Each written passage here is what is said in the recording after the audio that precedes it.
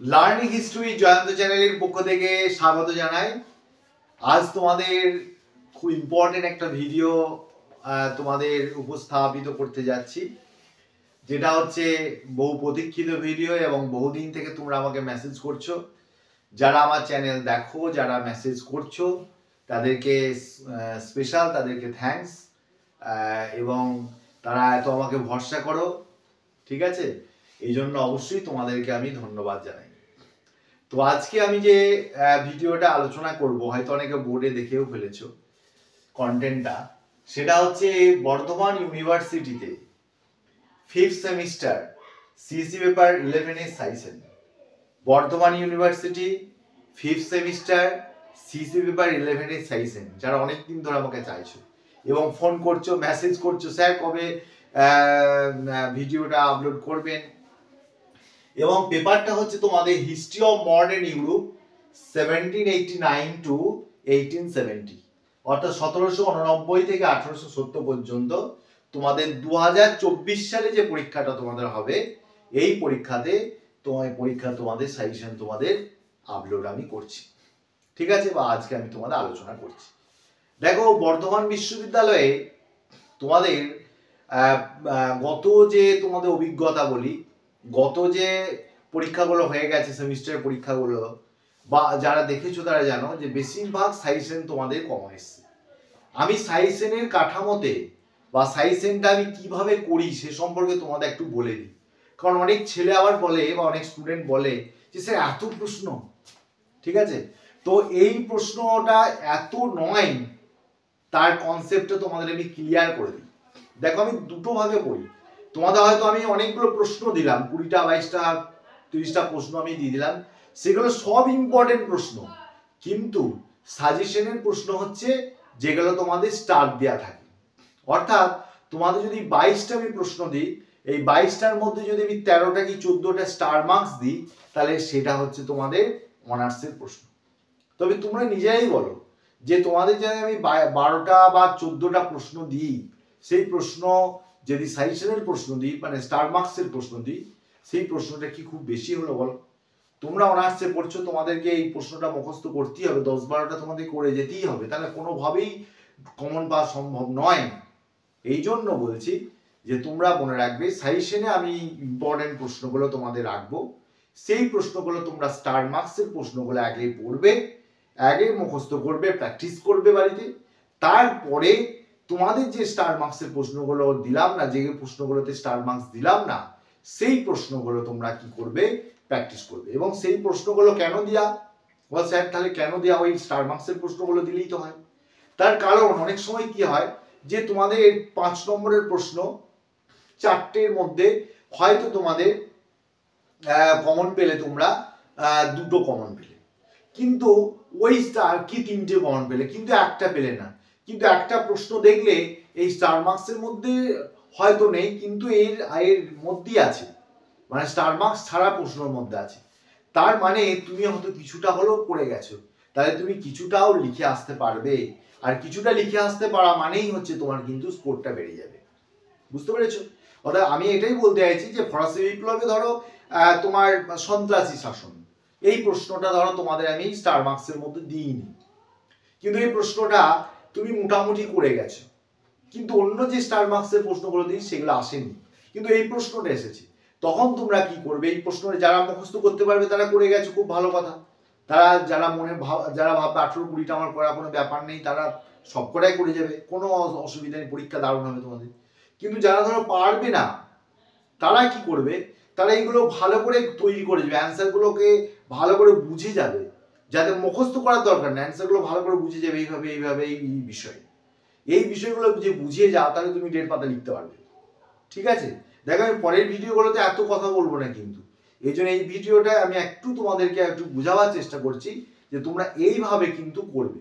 এবং হয়তো পরের ভিডিও, অনেক ভিডিওতে আমাকে দেখতেও পাবে না, শুধুমাত্র অনার্সের বিষয়গুলোকে, তোমাদের প্রশ্নগুলোকে দিয়ে দেওয়া হবে, যে এগুলো স্টার মার্কসের প্রশ্ন, এগুলো নয়, ঠিক আছে? যেটা আগে দিয়েছি ভয়েস কল করে, কারণ এত ভিডিও তো সম্ভব না এত করে করা। তো যাই হোক, তোমাদের আমি বারবার বলে দিচ্ছি, স্টার মার্কসের প্রশ্নগুলো আগে করবে, ঘাবড়ানোর কিছু নেই। তারপরে তোমরা যে প্রশ্নগুলো আমি দেবো সেইগুলোকে তোমরা মোটামুটি করে যাবে। মোটামুটি বলতে যদি কেউ মনে করো যে হ্যাঁ সমস্তটা মুখস্থ করতে পারবো, তাহলে কোনো ব্যাপার নেই, খুব ভালো কথা, তাহলে তো কোনো প্রশ্নই উঠলো না। আর যারা মনে করবে না পারবো না, তারা মোটামুটি করে দিও। ঠিক আছে, আমি এই প্রশ্নগুলোর সঙ্গে সঙ্গে আর একটা কথা বলে রাখি, আজকে অন্তত একটু সময় দিয়ে আমার কথাগুলো শুনো, পরের ভিডিওগুলো তোমাদেরকে আমি এতটা বলবো না। নেক্সট হচ্ছে তোমাদের এই সাজেশনের আমি তোমাদের তোমরা জানো যে অনলাইন এবং অফলাইনে তোমাদের আমি পড়াই। অনলাইন এবং অফলাইনে তোমাদের পড়ায়, অনেক ছেলে অনলাইনে পড়ে এবং অফলাইনেও পড়ে। তারা তো সমস্ত ব্যাপারে বা সমস্ত অ্যান্সারগুলো তো পেয়ে যাবে, মানে তাদের অবশ্যই পাবে, তারা যে তোমার স্টুডেন্ট, এবং স্পেশাল তো কোশ্চেন তারা পাবে, প্লাস তোরা সাজেশন শর্ট কোশ্চেনে পাবে। আমি কিন্তু ইউটিউবে শর্ট কোশ্চেনে সাজেশন আপলোড করি না, এটা মনে রাখবে, তোমাদের জানানোর জন্য বলে দিলাম। যদি কেউ অ্যান্সার, বড় কোশ্চেন অ্যান্সার নিতে চাও, তাহলে আমার সঙ্গে যোগাযোগ করতে পারো। তোমাদের আমি তোমার এই বড় কোশ্চেনের যে অ্যান্সারগুলো, সেগুলো তোমরা যদি কেউ নিতে চাও, যদি কেউ প্রাইভেট হয়তো নেই, ঠিক আছে, তারা নিতে চাও, অবশ্যই আমি তোমাদেরকে তোমার দেব। এবং তার সঙ্গে কেউ যদি শর্ট কোশ্চেন স্পেশাল সাজেশন নিতে চাও, তাহলেও তোমাদেরকে আমি অল্প ফিজের বিনিময়ে তোমাদেরকে আমি দেব। ঠিক আছে, তো যাই হোক, এই শর্ট কোশ্চেন এবং বড় কোশ্চেন দুটো ক্ষেত্রেই আমি বললাম। তো এটা তোমাদের জানানোর জন্য বলে দিলাম। তো যাই হোক, আজকে আমি তোমাদের এরপর মেন প্রশ্নগুলোর দিকে যাব, তোমরা দেখতে থাকো। এবং ভিডিও আমার যে বিষয়গুলো যদি তোমাদের ভালো লাগে, অবশ্যই তোমরা লাইক শেয়ার সাবস্ক্রাইব করতে ভুলবে না। এবং তোমাদের যারা পরিচিতি আছে তাদেরকে অবশ্যই শেয়ার করে দিও, যারা ভাই বোন আছে তাদেরকেও বলে দিও, কারণ পরবর্তীকালে third semester first semester suggestion আসবে। ঠিক আছে, তো যাই হোক, আজকে আমি মূল ভিডিওর দিকে এরপর আমরা চলে যাচ্ছি। ঠিক আছে, দেখো আমাদের পেপারের নামটা আমি বলেছি history of the modern Europe. আমি, এবং এটাও তোমরা জানো যে অনেকে যারা আমার চ্যানেলে বহুদিন ধরে আছো, দেখছো, অনুসরণ করছো, যে আমি চ্যাপ্টার ওয়াইজ সাজেশন দিতেই ভালোবাসি। কারণ চ্যাপ্টার ওয়াইজ সাজেশন দিলে তোমাদের কনসেপ্টে ক্লিয়ার থাকে কোন চ্যাপ্টার থেকে কোন কোন প্রশ্নগুলো ইম্পর্টেন্ট। তো ইউনিট 1 2024-এ ইউনিট 1 থেকে সিসি পেপার 11-এ যে প্রশ্নগুলো ইম্পর্টেন্ট, তার মধ্যে আমি দেখো টোটাল দুটো প্রশ্ন সাজেশনে রেখেছি, অর্থাৎ স্টার মার্কসে রেখেছি। আর প্রশ্ন দিয়েছি আমি তোমাদের পাঁচটা প্রশ্নের মধ্যে দুটো প্রশ্ন স্টার মার্কসে রেখেছি। আর তিনটে প্রশ্ন যেটা আমি এতক্ষণ ধরে তোমাদের বললাম যে তোমরা এগুলো মোটামুটি দেখে যাবে, যদি তোমাদের ওই দুটো প্রশ্নের বাইরে আসে তাহলেই তিনটের মধ্যে আসবে। ঠিক আছে, তাহলে তোমরা মোটামুটি লিখে আসতে পারবে। আর যারা মনে করছো না আমি সবগুলোই করে যেতে পারবো, তাদের প্রতি সাধুবাদ জানাই, তারা অবশ্যই করে যাও। টোটাল আমি এই পেপারে 20টা প্রশ্ন দিয়েছি, সাজেশনের প্রশ্ন তথা স্টার মার্কসের প্রশ্ন দিয়েছি 12টা। এই 12টা প্রশ্ন অবশ্যই করে যেতে হবে। আর টোটাল 20টা প্রশ্ন দেওয়া হয়েছে, অর্থাৎ এক্সট্রা প্রশ্ন দেওয়া হয়েছে 8টা। ঠিক আছে, তাহলে ইউনিট 1-এ স্টার মার্কসের প্রশ্ন তথা প্রথম প্রশ্ন, 1789 খ্রিস্টাব্দে ফরাসি বিপ্লব কি একটি আর্থিক সংকটের পরিণতি ছিল? অথবা প্রশ্নটা এরকম দেয় যে 1789 ফরাসি বিপ্লবের অর্থনৈতিক কারণ আলোচনা করো, এটা 5 নম্বর হিসেবে তোমাদের আসার সম্ভাবনা রয়েছে এবছর। 2 ফরাসি বিপ্লবে দার্শনিকদের অবদান আলোচনা করো, এটা তোমাদের 10 নম্বর হিসেবে আসার সম্ভাবনা রয়েছে, ভালো করে পড়ে যেও। দার্শনিকদের অবদান লেখা থাকলেই এই অ্যান্সারটা তোমরা লিখবে। যেভাবেই যদি প্রশ্নটা অন্য একটু ঘুরিয়ে দেয় তাতেও কিন্তু এই অ্যান্সারটাই লিখবে, ফরাসি বিপ্লবে দার্শনিকদের অবদান কি। 3 নম্বর প্রশ্ন, এই দুটো প্রশ্ন হচ্ছে তোমাদের স্টার প্রশ্ন, 1 নম্বর এবং 2 নম্বর। আর 3 নম্বর প্রশ্ন, 4 নম্বর প্রশ্ন, 5 নম্বর প্রশ্ন, এই দুটো মোটামুটি দেখে যাবে। আর যারা ভালো করে পড়ে যেতে পারবে অবশ্যই করে যাও, কারণ প্রশ্নগুলো কিন্তু ইম্পর্টেন্ট, প্রত্যেকটা 20টা প্রশ্ন ইম্পর্টেন্ট। কিন্তু তার মধ্যে অধিক ইম্পর্টেন্ট হচ্ছে সাজেশনের প্রশ্ন হচ্ছে 12টা। কারণ সাজেশন মানেই সব প্রশ্ন কমন আসবে তা কিন্তু নয়, সাজেশন মানে সিলেক্টেড কিছু প্রশ্ন যেগুলো খুব ইম্পর্টেন্ট। 3 নম্বর হচ্ছে তুমি কিভাবে সন্ত্রাসী শাসনের যুক্তিগত বিচার করবে, এটা 5 নম্বর হিসেবে আসতে পারে। 4 ফরাসি সংবিধান সভার কার্যাবলী ব্যাখ্যা করো, এটা 10 আসতে পারে বা 5ও আসতে পারে। 5 ফরাসি বিপ্লবের জন্য পূর্ব রাজতন্ত্র কতখানি দায়ী ছিল, এটা 5 হিসেবে আসতে পারে। তাহলে ইউনিট 1 তথা প্রথম অধ্যায় থেকে তোমাদের 5টা প্রশ্ন দিলাম, তার মধ্যে স্টার মার্কস তথা সাজেশনের প্রশ্ন বারবার বলে দিচ্ছি কথাটা, সাজেশনের প্রশ্ন প্রথমটা 1 নম্বর এবং 2 এরটা, আর বাদ বাকি এক্সট্রা প্রশ্ন হচ্ছে 3টে। ইউনিট 2 থেকে যে প্রশ্নগুলো রাখা হয়েছে, প্রথম প্রশ্ন, তুমি কি মনে করো নেপোলিয়ন ছিলেন বিপ্লবীর উত্তর সাধক বা বিপ্লবীর সন্তান, না বিনাশক, না বিপ্লবের ধ্বংসকারী? তোমার মন্তব্যের সপক্ষে ও বিপক্ষে যুক্তি দাও। সপক্ষে বিপক্ষে কেন বলা হয়েছে? তার মানে হচ্ছে যদি প্রশ্নটা এরকম দেয় যে তুমি কি মনে করো নেপোলিয়ন ছিলেন বিপ্লবের সন্তান বা উত্তর সাধক, তার মানে এখানে সপক্ষে যুক্তিগুলো লিখতে হবে। আবার যদি এরকম দেয় যে তুমি কি মনে করো নেপোলিয়ন ছিলেন বিপ্লবের ধ্বংসকারী বা বিনাশক, তাহলে বিপক্ষে যুক্তিটা লিখতে হবে। অর্থাৎ 5-5 করে দিতে পারে, অথবা যে কোনো একটা দিয়ে দিতে পারে 5 নম্বরে, হয় দিতে পারে বিপ্লবের সন্তান, না হয় দিতে পারে বিপ্লবের ধ্বংসকারী। ক্লিয়ার? এই জন্য বলছি আমার মানে স্পিচটা কিন্তু শুনবে, ঠিক আছে? 2 মহাদেশীয় অবরোধ ব্যবস্থা কি? নেপোলিয়নের পতনের জন্য এটি কতখানি দায়ী ছিল? আমি একমাত্র এই প্রশ্নটাই বছরে স্টার মার্কসের জন্য রেখেছি, বাদ বাকি প্রশ্নগুলো আমি কিন্তু স্টার মার্কস দিইনি, প্রথম প্রশ্নটাও দিইনি। 3 নম্বর প্রশ্ন, স্পেনীয় ক্ষত নেপোলিয়নের পতনকে কতটা ত্বরান্বিত করেছিল? আর 4 নম্বর, নেপোলিয়নের সংস্কারগুলি আলোচনা করো। এই 4টে প্রশ্নের মধ্যে স্টার মার্কসের তথা সাজেশনের প্রশ্ন হচ্ছে মহাদেশীয় অবরোধ ব্যবস্থা, এই প্রশ্নটি। বাদ বাকি 3টি প্রশ্ন তোমরা করে যাবে। তবে আমি প্রথম প্রশ্নটা মানে নেপোলিয়নকে বিপ্লবের সন্তান বলা হয় কেন, এই প্রশ্নটা 5 নম্বর হিসেবে করে যাবে, ঠিক আছে? যদি বিনাশকটা না পারো ছেড়ে দিতে পারো, কিন্তু সন্তানটা তোমরা করে যেও, এটা তোমাদেরকে আমি তোমার বলে দিলাম, ঠিক আছে? অন রেকর্ড এটা তোমাদের বললাম যে নেপোলিয়ন ছিলেন বিপ্লবের সন্তান, এটা 5 নম্বর হিসেবে তোমরা করে যেও। তারপর দেখো ইউনিট 3 তে টোটাল 5টা প্রশ্ন দেওয়া হয়েছে। 5টা প্রশ্নের মধ্যে এই চ্যাপ্টারটা কিন্তু খুব ইম্পর্টেন্ট বছরের জন্য, কারণ এখানে 4টে প্রশ্ন স্টার আছে, বুঝতে পারছো? তো প্রথম প্রশ্নগুলো বলি। প্রথম প্রশ্ন যেটা দেওয়া হয়েছে স্টার মার্কসের প্রশ্ন, যে 1815 ভিয়েনা ব্যবস্থার মূল নীতিগুলি বিশ্লেষণ করো। এটা 10 নম্বর হিসেবে আসার সম্ভাবনা রয়েছে। 2 ম্যাটার্নিক পদ্ধতির পতনের কারণ আলোচনা করো। এটা স্টার মার্কসের প্রশ্ন এবং এটা 5 নম্বর হিসেবে আসতে পারে। 3 নম্বর, 1813 সালে জুলাই বিপ্লবের প্রকৃতি ও গুরুত্ব আলোচনা করো। প্রকৃতিটা 5 নম্বর হিসেবে তৈরি করবে আর গুরুত্বটা 5 নম্বর হিসেবে তৈরি করবে। যে কোনো একটা পরীক্ষায় দিতে পারে, হয় জুলাই বিপ্লবের প্রকৃতি দিতে পারে, না হয় জুলাই বিপ্লবের গুরুত্ব দিতে পারে। তো এটা 5-5 করে করবে এবং এটা অবশ্যই স্টার মার্কসের প্রশ্ন। আর নেক্সট প্রশ্ন, 1848 ফেব্রুয়ারি বিপ্লবে তাৎপর্য বা প্রভাব আলোচনা করো। এই প্রশ্নটাই একমাত্র স্টার মার্কস দেওয়া হয়নি, তো এই প্রশ্নটা মোটামুটি দেখে যাবে। 5 নম্বর, গ্রিসের স্বাধীনতা যুদ্ধের বিভিন্ন পর্যায়গুলি আলোচনা করো। এই প্রশ্নটা অবশ্যই স্টার মার্কসের প্রশ্ন এবং এটা 10 নম্বর হিসেবে বছরে আসার সম্ভাবনা রয়েছে।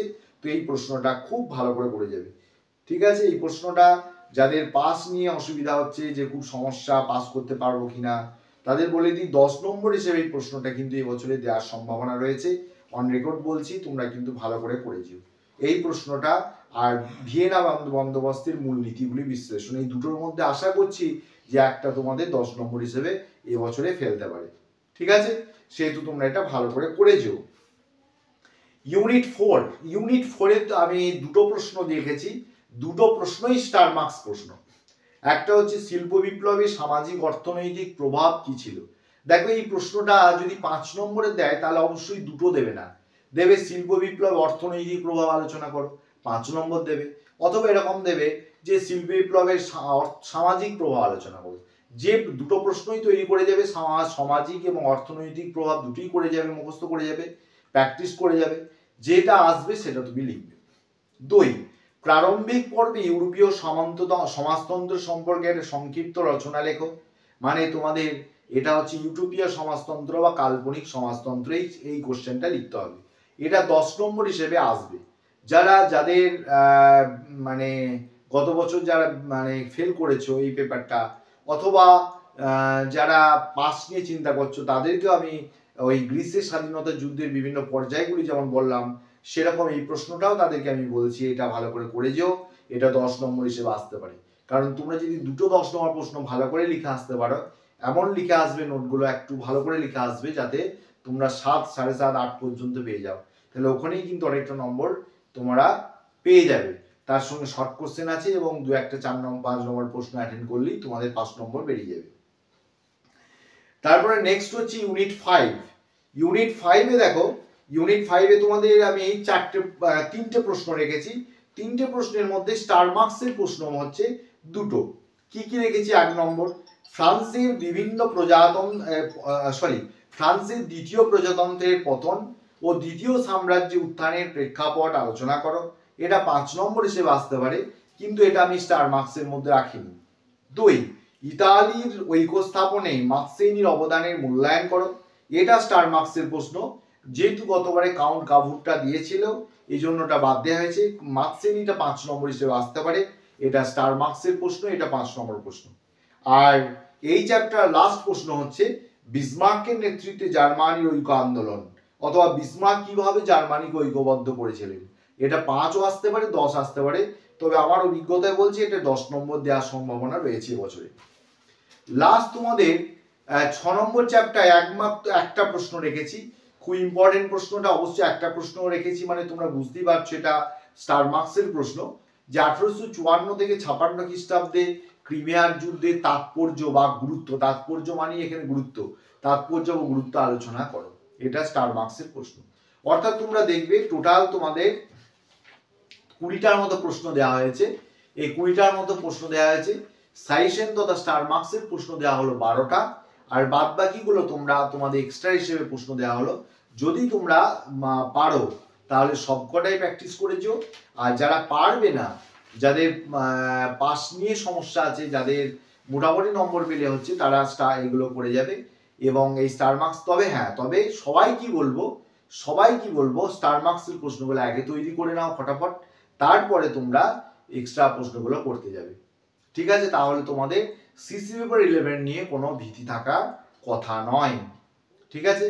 তো তোমরা অবশ্যই, তোমাদের প্রতি শুভকামনা রইল, খুব ভালো করে পরীক্ষা দাও।